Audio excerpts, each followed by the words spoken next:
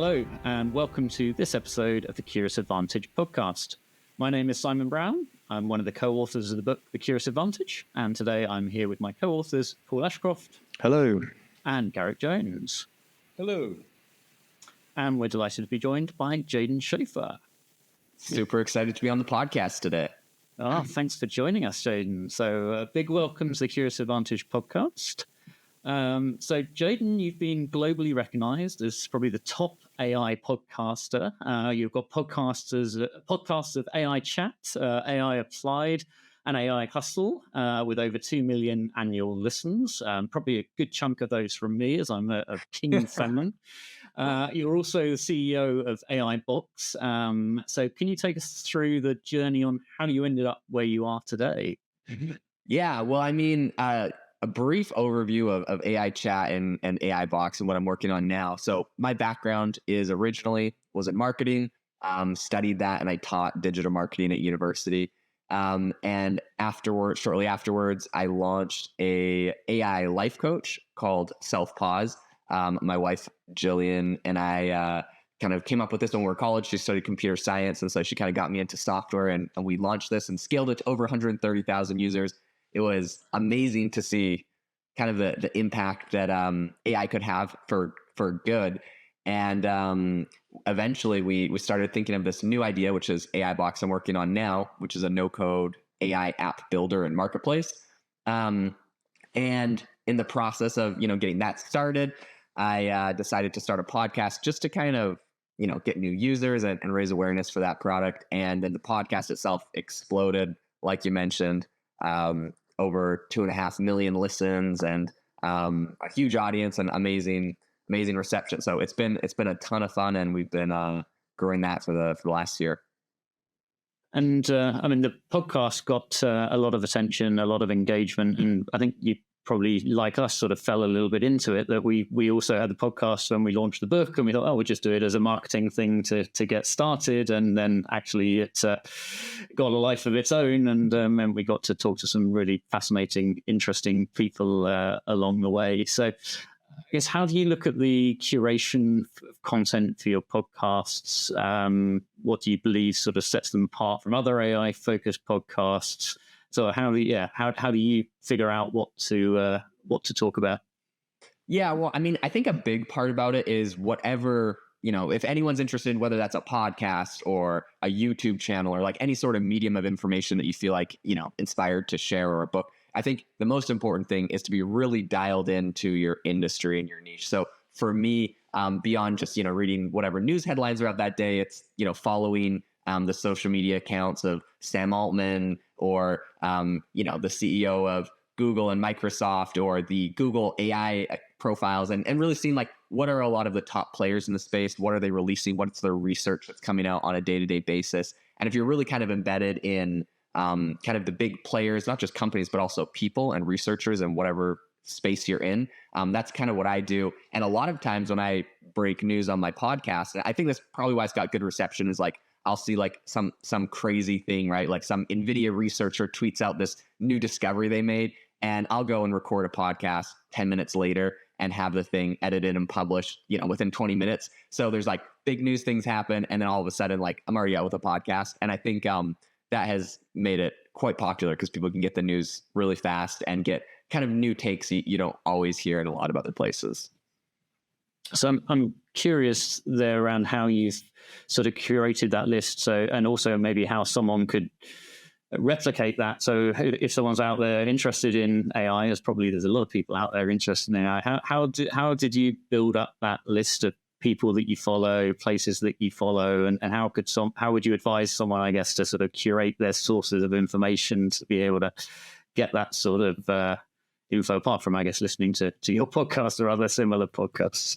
Yeah, well, and I'll give you the strategy, and I'll also say this can be applied, like, I use this for AI, but whatever industry or niche, whatever your listener is in, whether that's healthcare or medicine or mechanics, like this is the same strategy will apply. So essentially what I will typically do is look up a list of the top 100 companies within my space. And you can also, if you want like some kind of new things, you can look up like, maybe like 20 up and coming companies in your space. Forbes puts out lists like that, and a lot of other places.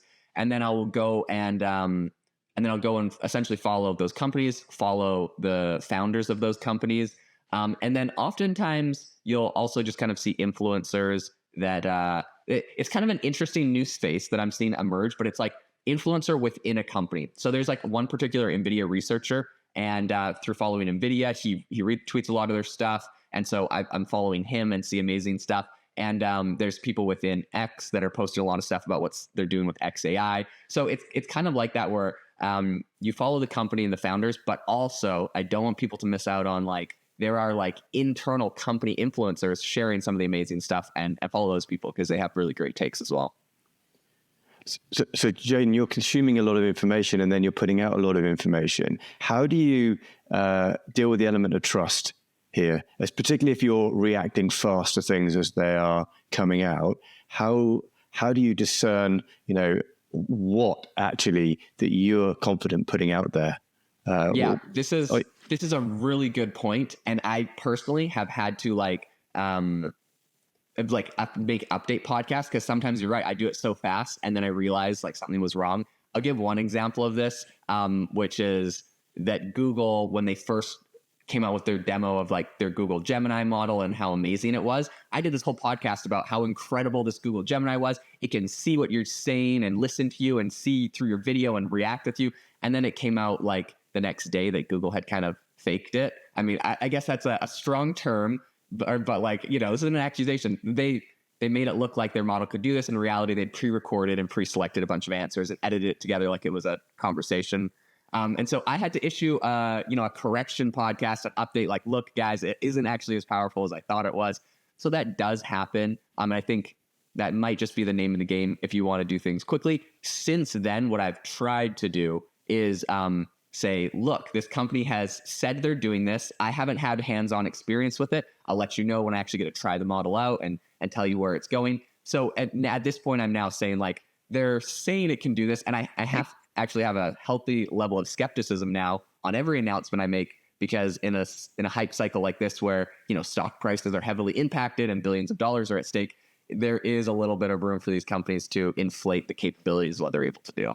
Right. So it sounds like fail fast, but fail light. If you got stuck assessing everything, then you'd be way behind behind the news cycle, right? But I think it's interesting. We talk about when you're being curious and you're having the world being curious, essentially, which is what you are so successfully, keeping the element of criticality, I guess, builds trust with your audience, right? Otherwise, you lose them fast. Did you notice that at all when you, if you're putting something out there that you feel hasn't landed, or you're being challenged on what you're putting out? Do you feel you have to go back to your audience and regain their trust?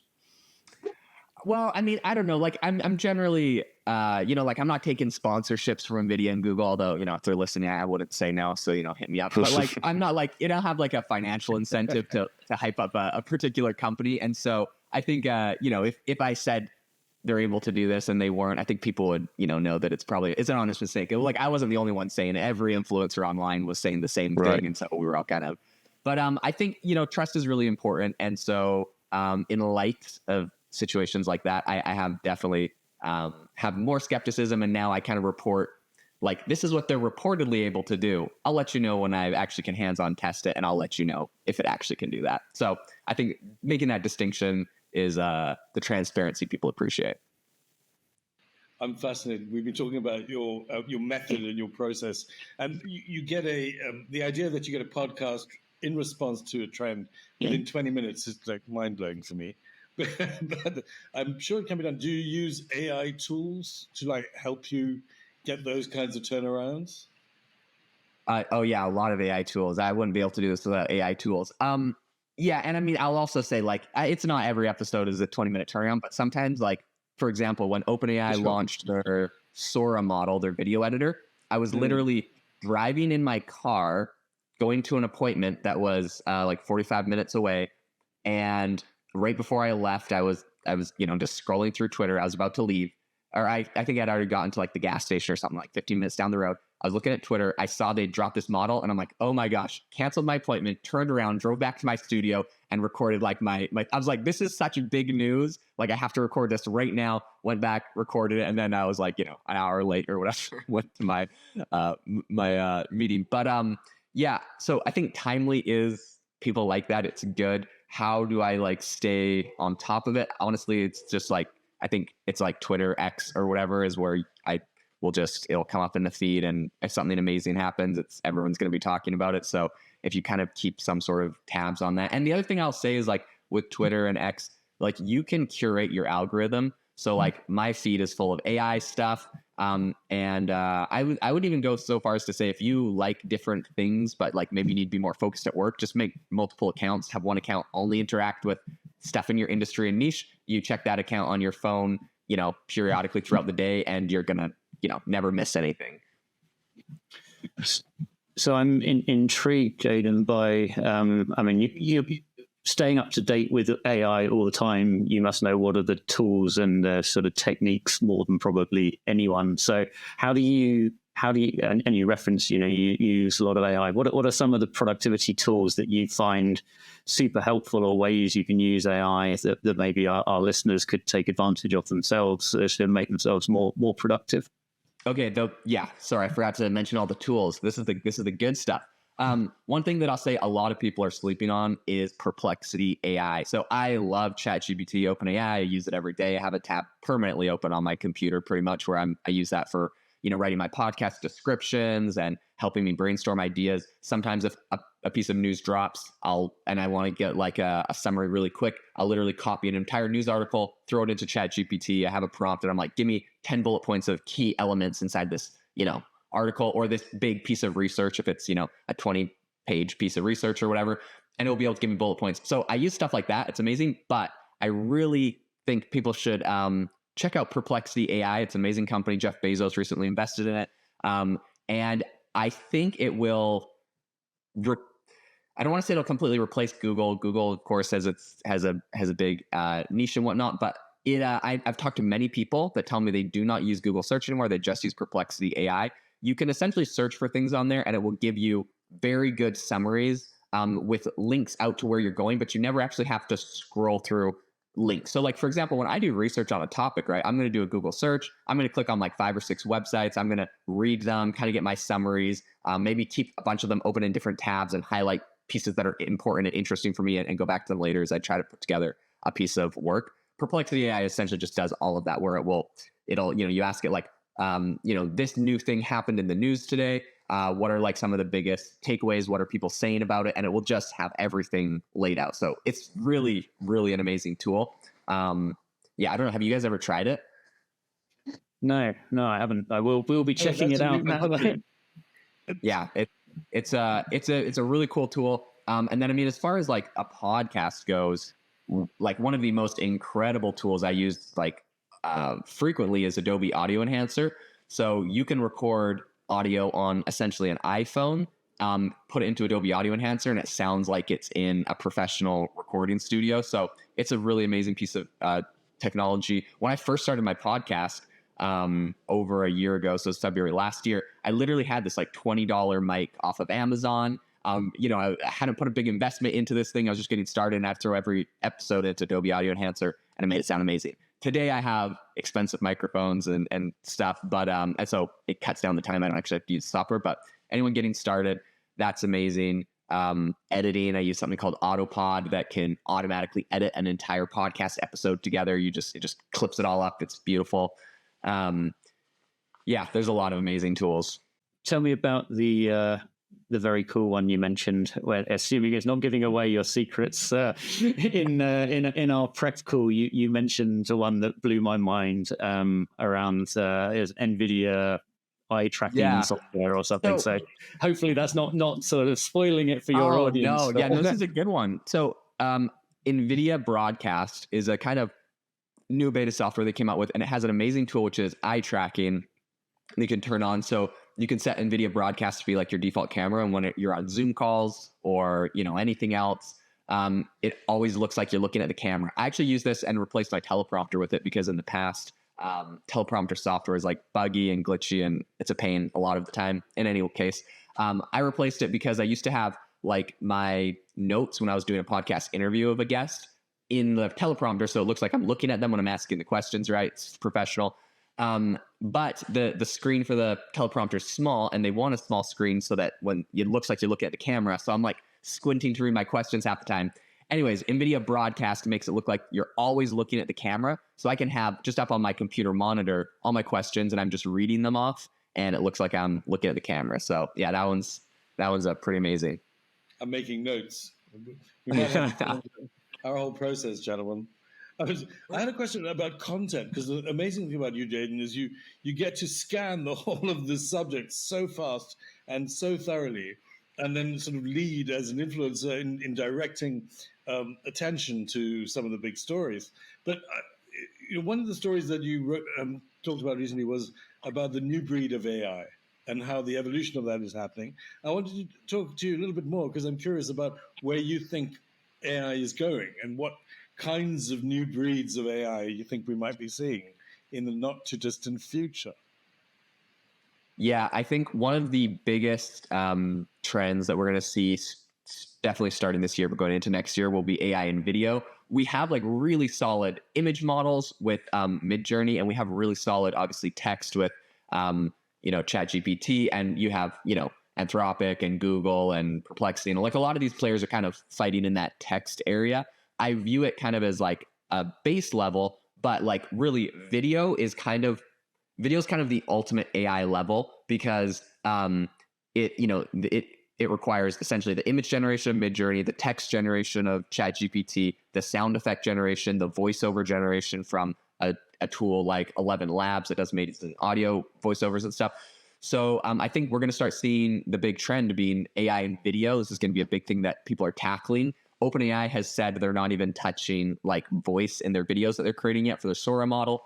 But we have companies like Pika Labs or Pika Art that are partnering with 11 Labs they're like a video generator, and they're putting voice on top. So I think this is going to be something very soon that we see. And I think where we get to is a place where essentially Netflix is going to do licensing deals, or all of these video streamers. You're going to go onto the streaming service. You're going to say, I want like an action movie. I want like Chris Pratt to be the main character. I want it to be set on like a tropical island. I want like whatever. You can just pick all your things, and you're going to be able to produce your own custom movie. And maybe it gets to the point where like, and so in a situation like that, Chris Pratt's going to get some sort of royalty for being, a character in your thing. And maybe the specific location gave up some sort of like custom training data or like location data. And they, the city of Melbourne, Australia is going to get some sort of royalty. I'm not exactly sure how it'll work, but yeah, piece of the pie.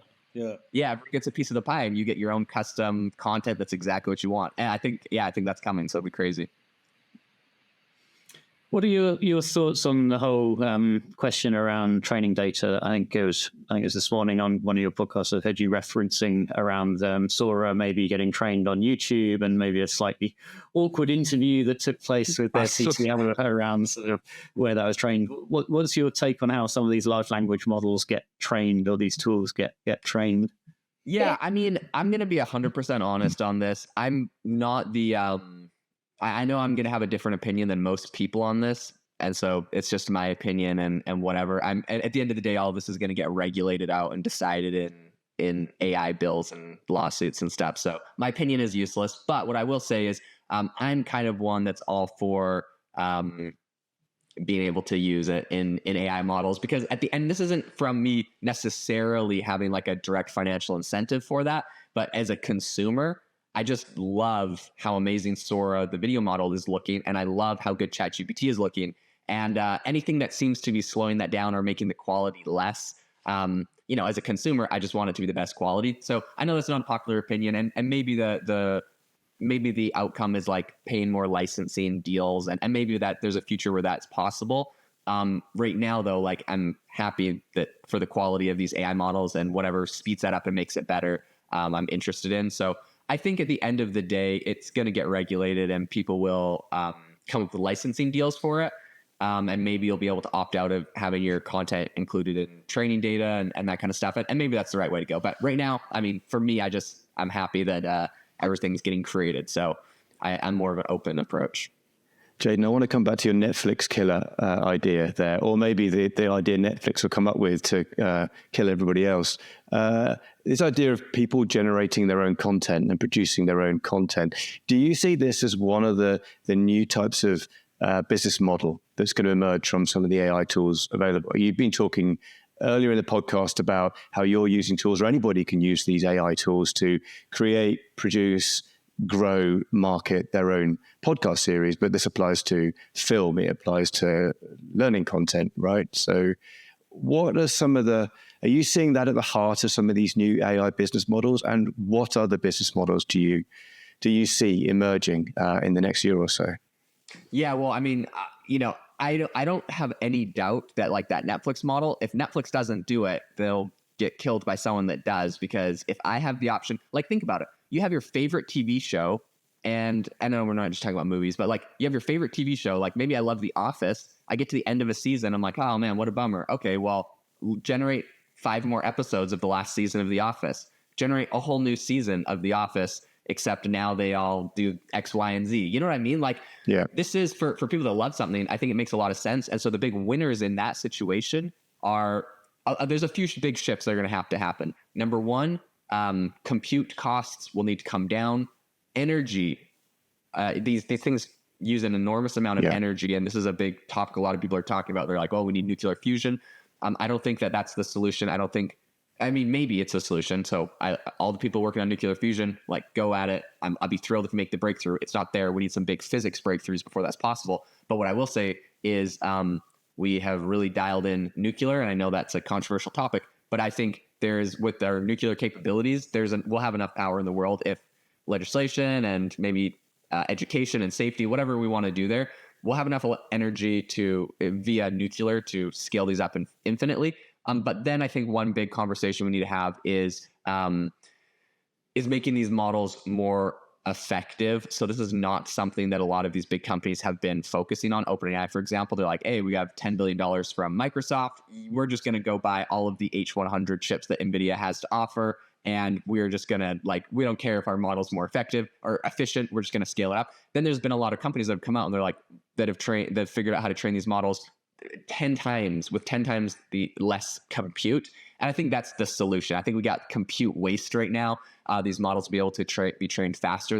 That's more of just like a technical thing. But yeah, we'll get there. And I think we have to get there because AI will be embedded into everything, and it uses so much compute and energy. We're going to figure out how to bring those things down. But yeah, big industries in the future. It's having huge impact already. I mean, there's that. I think I read in Variety about Tyler Perry having stopped his $800 million expansion of his studios just because of some of the things he'd seen AI generating. And so they completely go back to the drawing board and they go, right, we need to strategize for what's coming down the line. So everybody's eyeing the new business model. Everybody's eyeing what it means. But it has a huge impact socially because, we also used to watch telly, or when I'm old enough to know, we used to listen to the radio. Everybody listened to the same station. Then we watched telly. Everybody watched the same 4 channels in the UK, but different in the US. You got, hundreds of channels, and then we got hundreds of channels. And then, we got Netflix, and it's completely changed the way people consume all of this stuff. The idea that computers are generating the kinds of stories we want on the fly is mind-blowing. It really is a whole new world.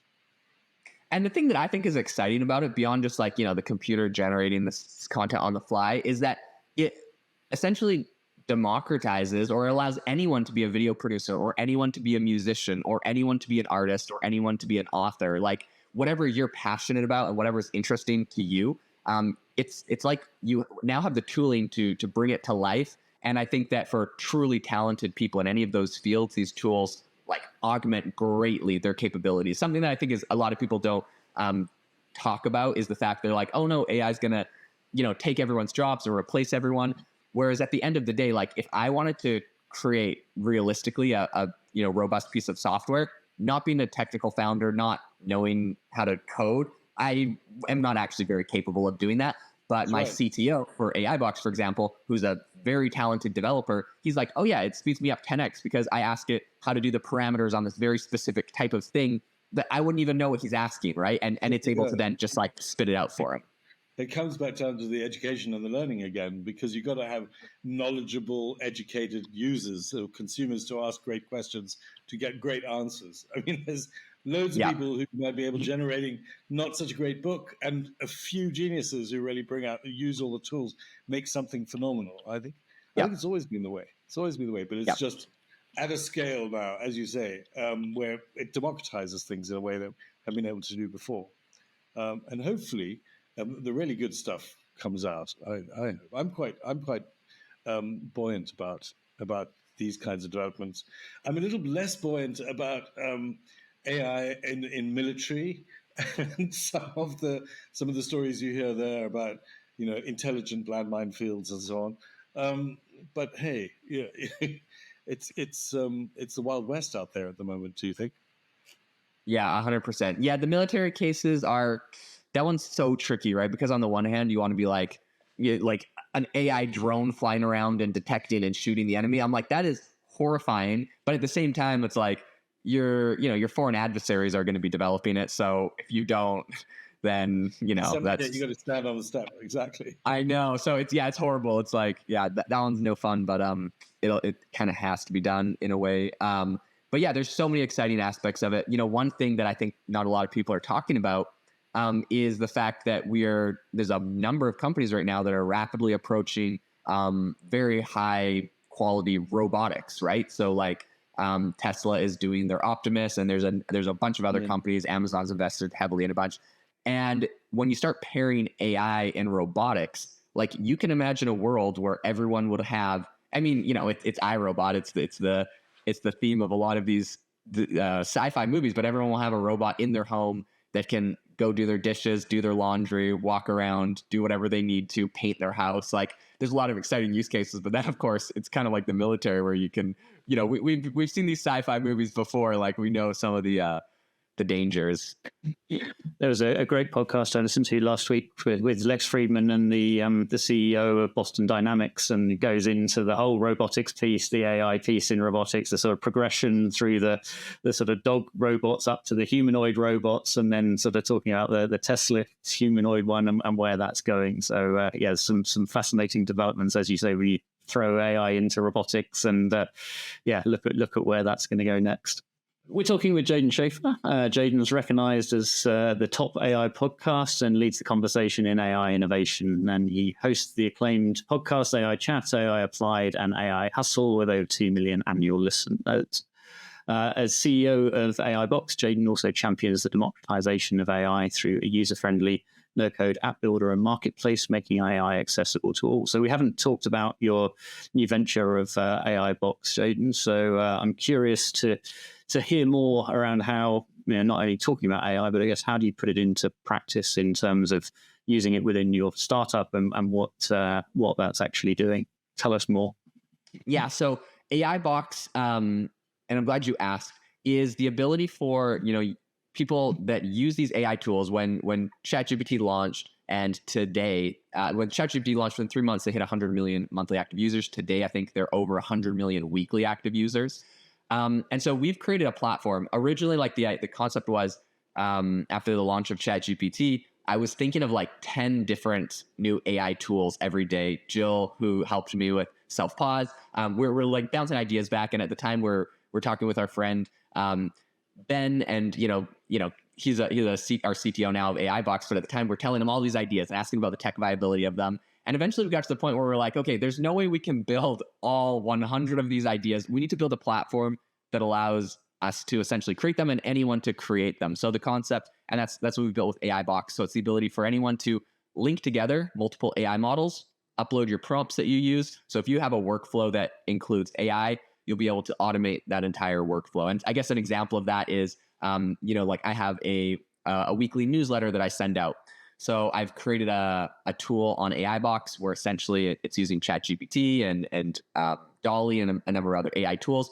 I upload a couple interesting articles in my niche. It will go create summaries of each of those articles, images embedded with each of those articles. If it's like a blog post, you can have an audio file reading it for people that just want to listen to it. And then we have integration so that can get posted onto your, wherever you publish your newsletters, or if it's an article, wherever you publish your blog posts. All you have to do is go give it a little bit of data, and it will run through that whole automation and create that whole piece of content for you.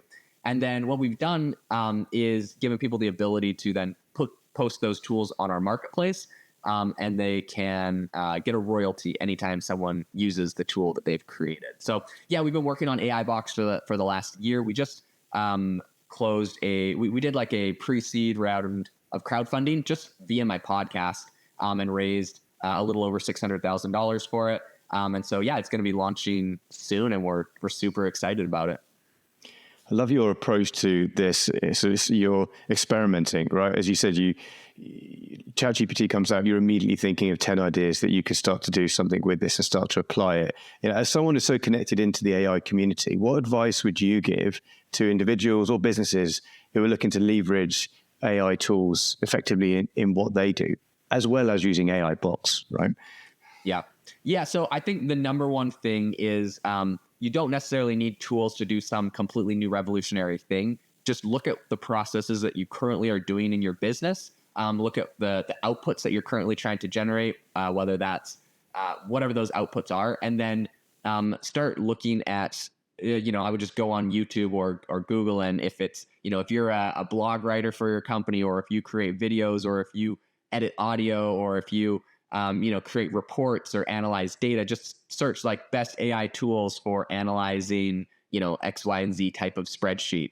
And you're going to find some incredible use cases. And yeah, a lot of that's going to be on YouTube. And then start testing and experimenting with those tools and using it. You will be amazed by how much time you save. And also it's like, there's tools out there already that can save you so much time, and you just don't know they exist. So you got to start searching. I was recently talking with a videographer. He's incredibly talented. He's filmed a bunch of videos that we've done for AI Box. And I was talking to him about some projects he's working on, and he's like, yeah, and I spend like 4 hours like editing this video. And I'm like, oh, have you like ever heard of Autopod? He's like, oh, what's that? And I'm like, well, you literally like upload the podcast, and it will just automatically cut and edit the entire thing for you in about 2 minutes. He's, blown away.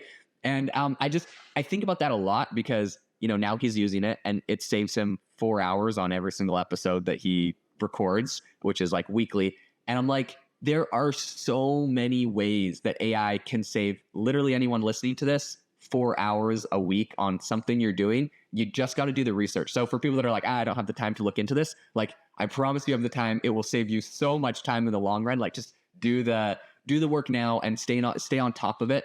Put in I hate to, plug my own podcast, but like, put in a little bit of time to listen to any podcast or any medium, subscribe to some people focusing on AI right now. Because if you can stay up to date, as soon as one of these amazing things launches, they're going to tell you about it, and it's going to save you so much time. So like, it's a very well worthwhile investment, I think, right now to be making into educating yourself on AI. And what's your take on, I guess, security with some of these tools? So many large organizations will rightfully have a conservative approach to using some of these tools because of the data risks of when data goes into them, maybe that data then becomes public or whatever. So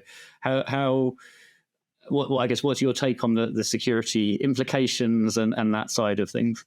Yeah, I mean, I think I have a hot take on this, which is that nothing in the world is ever secure, and it drives me crazy to no end. In fact, just yesterday, I got a letter in the mail from my mortgage company that said, we suffered a data breach. Your data got leaked. We're sorry. Go use our free coupon for credit monitoring, blah, blah, blah. I just feel like this literally happens with every single platform, to the point where I literally have to use my mortgage company to get a mortgage. I got to give them my social security number, my address, all my personal everything. And I know, and it's like some little mortgage company or whatever. And I just know their data is going to get hacked and leaked. There's nothing I can do about it. I have to give them my data. So in the grand scheme of things, and I know everyone's very different about this. People are more privacy focused than others. I don't know. I just feel like everyone's data is already gone, or will be gone, or leaked, or stolen. And there's almost nothing you can do. Like, banks get data breaches. It drives me crazy, honestly. But anyways, so that's kind of my hot take on it. And then realistically, because that can't just be the guiding principle of all data security, is that it's going to get leaked eventually. In reality, OpenAI and a bunch of other companies have made some great tools So OpenAI specifically has an enterprise tier where you can host your own model of AI or of ChatGPT on your own server. Nothing leaves the server. Everything stays on the server. And so companies like JP Morgan that initially banned ChatGPT, and these other big banks and kind of the financial people in sensitive areas, healthcare and stuff, they're able to use those tools. So if your company isn't already using it, I'd talk to them about getting on an enterprise tier for ChatGPT. Then essentially all of the data is housed in the same server. Internal doesn't go anywhere, and it's less likely that you'll have an issue. But I mean, someone could still hack your company's internal stuff and steal it. So do you still see, Jaeden, coming that your AI will be talking to your bank's AI to validate? Because at the moment, right, the bank is doing voice recognition. Well, okay, that's a bust, right? It's doing what's your date of birth? Okay, that's a bust, right? So what, how are they going to know that they're not talking to a replicated AI of your voice and your identity? And so, okay, there's two sides of this that I think are really big. So amazing point, Paul, bringing up on this. The first one is that, yes, it's going to get to a point where there's an AI that goes and argues with your bank to get to get them to remove a fee. There's I think it's Do Not Pay that's doing this, and they're doing it for tons of different platforms to cancel your cable bill and whatever. And the funny thing is the cable company has an AI that's responding to customers to try to keep them or whatever. So it's kind of the battle of the bots. You're just look, I don't want to pay this cable bill, or I want to cancel my subscription or whatever. You tell your AI on some of these platforms, and now it's just the AI is just talking with each other, harassing each other. All right. Yeah, I think it's gonna be common. But then as far as the identity aspect of it, I think this is a serious issue, a serious concern, and everyone should be having this conversation, particularly if you have parents or grandparents or people that are traditionally have get sucked into these scams and stuff. This is a big deal because I can go to this podcast that you guys host, get snippets of your voices and clone any of your voices, could call any of your relatives, and it's Paul saying, hey, sorry, I'm stuck at the gas station. I can't get gas. Would you just mind sending me a PayPal really quick of $50? I'm so sorry to bother you, or $1,000, or I'm stuck in another. It's it takes those kind of scams to a whole nother level where it's your voice, you're talking to them, and so I do think this is an issue people need to talk about.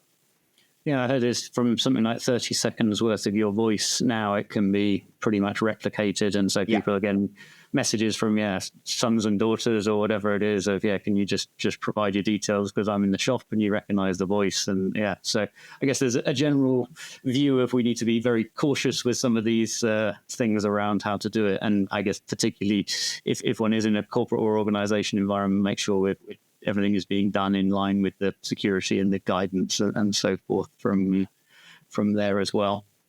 I listened to, I think it was an ex-OpenAI person last week who was iterating what you were saying around, we will basically have our AI assistants that is doing that filter that will very, very quickly spot the things that are scams. And I guess there's, a bunch of telltale signs normally in there. And so, like we have spam filters today, actually our AI assistants will be doing all of that filtering, and so the stuff that we only actually see will already be filtered for all of that. And as schools are already doing when they're checking plagiarism from AI writing homework assignments, right? It's there at that level. It's possibly not as sophisticated as we need yet, right? Yeah, I mean the school plagiarism checker thing I think is super interesting. Or AI checking. So especially because OpenAI originally had a tool that could tell you if something was generated by AI, and they shut it down because they're sorry, it's too hard, we can't tell. So they shut down their AI checking program. There's other companies that do it. There's lots of ways to get around it. Initially, Google was kind of not a big fan of AI generated content, and when I was doing marketing projects, I had tools that would essentially just reword an output from AI that made it so it was undetectable. So it's going to be a cat and mouse game on that forever. I think it'll be interesting. I think this is a really big point, and I would actually love to hear your guys' perspective on this of education, because it seems like it's impossible to. Kids are using ChatGPT to write their homework, right? Let's say. It seems like how is it? Do we need to completely change that, or is ChatGPT like a new calculator and we just determine how that is used? Do we ban that, and what is the implications of not banning it or banning it? I think we're all going to have strong views on that one. Yeah, Go on, Garrick, you kick us off. I think the key thing about the wonderful thing about this is, firstly, not to be afraid of it. Secondly, it's an incredible AI tool. I mean, I was just with my grandchildren in Japan, and the way that they used AI tools and the way that they used apps and YouTube to do their research was completely new to me. And they were totally in it. We weren't telling them, we weren't making it educational. They were in Japan, and what they were doing was learning and figuring out and finding things they wanted to do. And they had, an AI bot that did a whole bunch of planning about where they wanted to go. It was pretty amazing. I mean, I have to say. On the education front, I think the key thing is about questions. We say this at the end of at the end of the book. To question is the answer, and it really comes down to, if you use Google, you've got to ask great questions to get great solutions from Google. And the same is true for ChatGPT. If you're able to create a prompt that is intelligent in its use of language and its construction, you get a way more sophisticated response from the tool. So for me, it really is about teaching people generally to question and to what is a great question and what is a phenomenal question. You know what I mean? That's my view. Totally agree. It is going to change the way it is. Well, I go. It is going to change the way we educate, right? Because whilst at the end of the day it is a tool, and you can say, well, it's also not cool to just copy your homework from a website. You can't just replicate something that ChatGPT gave you. You need to teach a bunch of different skills, like critical thinking. So a homework assignment might not be write this 300-word essay. It might be here's a 300-word essay. Critique it. How would you make it better? Where's the weakness in it? And that type of critical thinking skills, whether in school or whether in work, is probably what's going to keep differentiating humans, at least for a while. I love that. Yeah. Yeah, we had Sal Khan on recently, and he had some great views around sort of how AI can coach kids and sort of support the teacher, not replace the teacher, but support the teacher in providing some more personalized support than is realistic to be able to give in a classroom environment. So I think that's sort of one angle. And then Ethan Mollick, professor at Wharton, does a lot of writing around that, and he's got some great views around how his students, he's been extending assignments from, a bit like Paul was saying, rather than just write an essay on marketing, it's write an essay on marketing and then sort of create a prototype and then put that out and get whatever feedback and use AI to allow you to do just so much more than you would otherwise be able to do. And in my mind, sort of that's the direction I think education should take, because it's not going to go away. So how do we teach people, encourage people to use it, adopt it, but have the right sort of critical thinking and knowledge to be able to question and know when maybe it's not telling us the truth as well. So, but I think it's going to be a fascinating field to see how it impacts education. It's a great question. What are you personally most curious about, Jaeden, right now? In the world, in AI? No, what about in the world? Let's go large. In the world, oh my goodness, there's a lot I'm very curious about. One thing is one thing I'm very curious about is the shift, it feels like, of information and information sharing. How people get information. Like, we talk about this a lot. You guys are like, how do I get my information on my podcast? And something that I think is becoming very common, like I definitely use like news sources and sites to get good ideas, but it never can stop there for me where I go to a news site and read like an article. I always have to go look at it on Twitter or Instagram or YouTube or wherever there's a commentary and read the comment section, what people are talking about in relation to that, what people are sharing about that. I feel like there's a relatively new wave of almost like citizen journalists, independent journalists.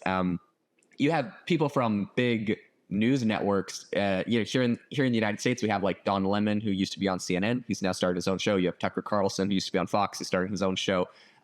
Whatever your opinions about these people, I think it's fascinating that we're getting to a point where our news sources are a little bit less monolithic and are spreading out in an interesting way. So I'm just so curious what impact this will have on society. and where people get their news, where we become informed. And especially as we come into an age of AI, where, like, let's talk about the video thing I mentioned, where you can generate your own video. This is amazing. But I also feel like we're all about to perhaps become maybe a little bit more siloed in our thinking, and maybe where we get our information. Because if I can just go say, create a movie about X, Y, and Z specific thing, it can be like my own personal preferences and bubbles, but maybe we get exposed to less opinions and less things. So I'm curious to see how this impacts the world. I just feel like there's a big trend and shift right now in personalized content. And we've been moving there already from, like, let's say, algorithms on most websites and social media for the last few years. But I feel like AI and this news element is kind of is growing that. So I'm just curious to see where that goes. Fantastic. So we're coming close to time, but maybe just to summarize some of the things we've covered. So we heard about your journey from digital marketing at uni through to AI, your AI life coach of Self-Pause, how you scaled that, and your next venture of AI Box, how you then sort of started the podcast and how that exploded into the size it is now. We heard how you curate things and your recommendations to people if they want to curate information. So, look out for the top 100 companies in a particular space, follow those companies, follow the leaders, find the influencers, and that then creates that source of information that you then curate through. We talked about trust and the impact on trust from AI, and also the impact on trust from moving quickly and what happens when that trust is breached. We looked at some of the AI tools. So we talked about Sora, the exciting new video development tool. We heard some of the tools that you're personally using, which I'll be checking some of these out. So Perplexity AI, we talked about how you use Adobe Audio, how you, we can create our algorithms on Twitter and X, how you use Autopod for podcasts, and your very cool eye tracking software with NVIDIA Broadcast, which I need to check out as well. Also talked a bit about where AI is going and the exciting developments on video there. Talked a little bit about AI business models and maybe also linking that through to video with things like, in the not too distant future, we may be able to get the next episode of our favorite series when it doesn't even exist and AI is generating it for us. Some of the impact or the challenges to that around compute costs, energy costs, and how we can hurry in nuclear fusion to solve some of those. How AI democratizes our passions, so it can help people on becoming musicians, artists, videographers, etc., and make people more productive and more capable as a result of those. And then also how we use AI for things like weekly newsletters and some of the productivity things that you use it for. And then fascinating conversation around sort of AI in education and where that might go, and then the impact on AI in news and where that might go in the future. So lots we covered there, Jaeden. If there's one takeaway from all of that for our listeners, what would be the one sort of guiding takeaway that you would leave people with? Well, you know what I would say, and I'm sure this may resonate with the three of you. I don't know. I could be wrong, but it's to stay curious. I think in a time when I think we live in the most interesting of times right now. So much is changing. So much is evolving. Some people like it, some people don't. But the one thing that's indisputable is that it's happening.